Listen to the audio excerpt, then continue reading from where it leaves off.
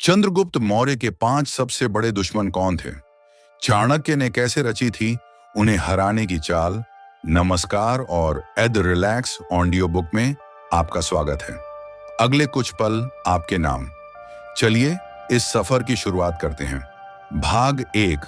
चंद्रगुप्त मौर्य के सबसे बड़े शत्रु।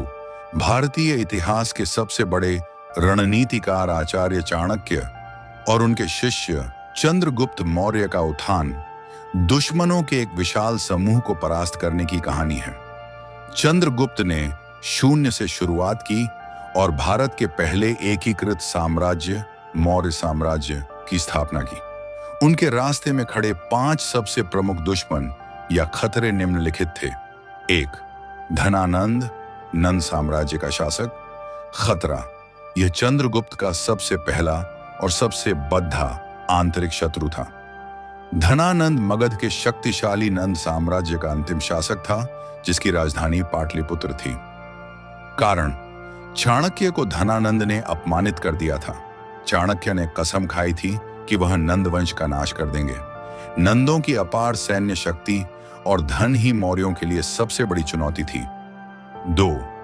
सेल्यूकस प्रथम निकेटर, सेल्यूकस और निकाटोर। खतरा, यह चंद्रगुप्त का सबसे बड़ा विदेशी शत्रु था। सेल्यूकस महान यूनानी विजेता सिकंदर अलेक्जेंडर का सेनापति था। सिकंदर की मृत्यु के बाद सेल्यूकस ने एशिया में यूनानी क्षेत्रों, जिसमें उत्तर पश्चिमी भारत का एक बड़ा हिस्सा शामिल था, पर अपना नियंत्रण स्थापित कर लिया था। कारण, सेल्यूकस ने सिकंदर द्वारा जीते गए भारतीय क्षेत्रों को वापस लेने की कोशिश की। 305 ईसा पूर्व में चंद्रगुप्त का सीधा युद्ध सेल्यूकस से हुआ। 3. सिकंदर के बचे हुए यूनानी क्षत्रप। खतरा, हालांकि सिकंदर स्वयं चंद्रगुप्त के उत्थान से पहले भारत से लौट गया था, लेकिन उसने भारत में अपने जीते हुए क्षेत्रों में क्षत्रपों, गवर्नर्स को नियुक्त किया था। ये यूनानी शासक स्थानीय राजाओं को दबा रहे थे और भारत की संप्रभुता के लिए खतरा थे। कारण, चाणक्य की पहली योजना इन विदेशी शक्तियों को भारत से पूरी तरह बाहर खदेड़ना था, ताकि मगध पर आक्रमण करने से पहले उत्तर पश्चिम सीमा सुरक्षित हो सके। 4. अंभिराज, तक्षशिला का राजा। खतरा, अंभिराज एक भारतीय राजा था जिसने सिकंदर के सामने समर्पण कर दिया था।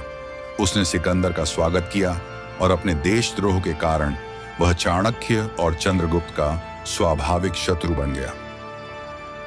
कारण, वह चंद्रगुप्त और चाणक्य की भारत को एकजुट करने की नीति के खिलाफ था और विदेशी शक्तियों का साथ देता था। 5. अमात्य राक्षस और अन्य आंतरिक षड्यंत्रकारी। खतरा, धनानंद के पतन के बाद भी उसके वफादार मंत्री जैसे अमात्य राक्षस और अन्य कुटिल अधिकारी सक्रिय थे।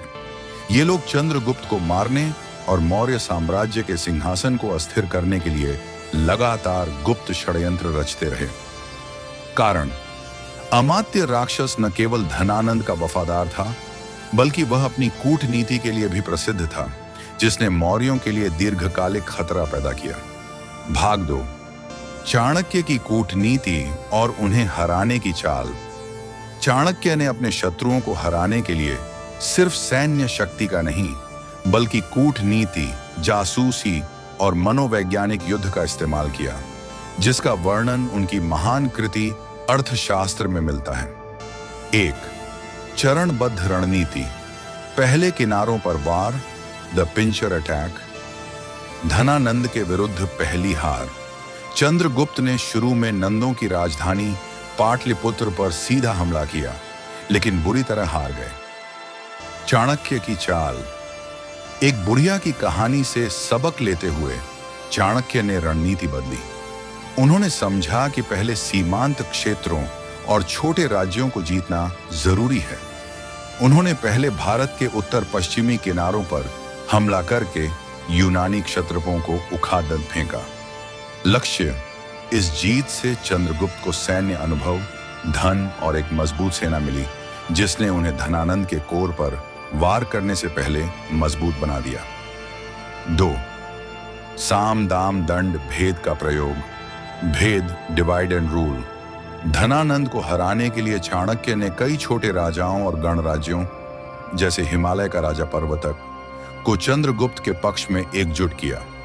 उन्होंने धनानंद के असंतुष्ट अधिकारियों को रिश्वत देकर, दाम और गुप्त सूचनाएं फैलाकर भेद उसकी सेना और प्रशासन के भीतर दरारें डालीं।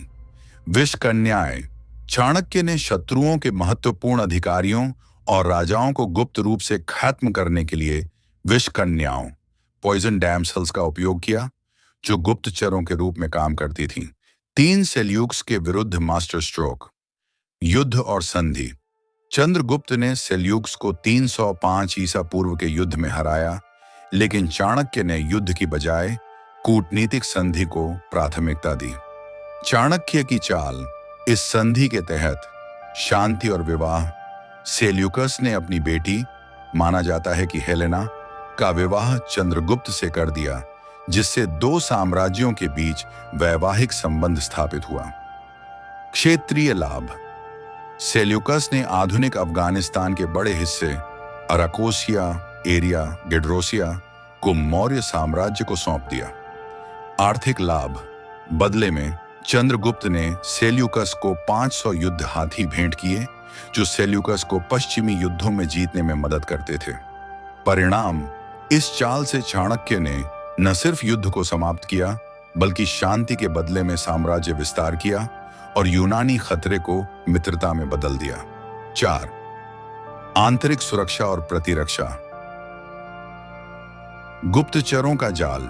चंद्रगुप्त के सिंहासन पर बैठने के बाद चाणक्य ने पूरे साम्राज्य में जासूसों, स्पाइज का एक विशाल नेटवर्क स्थापित किया।